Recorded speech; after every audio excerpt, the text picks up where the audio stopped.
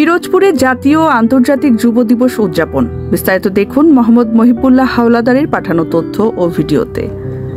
প্রযুক্তি নির্ভর যুব শক্তি, বহুজাতিক অংশীদারিত্বে অগ্রগতি, এই প্রতিপাদ্যকে সামনে রেখে পিরোজপুরের ভান্ডারিয়ায় নানা আয়োজনে জাতীয় ও আন্তর্জাতিক যুব দিবস 2025 উদযাপিত হয়েছে। মঙ্গলবার সকালে ভান্ডারিয়া উপজেলা প্রশাসন ও উপজেলা যুব উন্নয়ন অধিদপ্তরের যৌথ উদ্যোগে উপজেলা পরিষদ মিলনায়তনে আলোচনা সভা অনুষ্ঠিত হয়।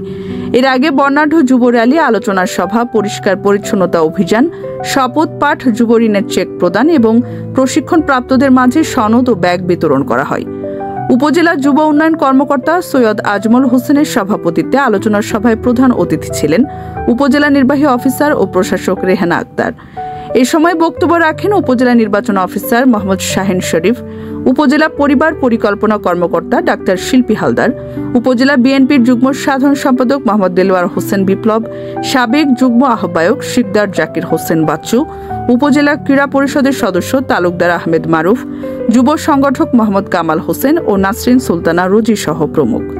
পরে স্থানীয় 7 উদ্যোক্তার মাঝে প্রত্যেককে 1 লাখ টাকা করে মোট 7 লাখ টাকার চেক বিতরণ করা হয়।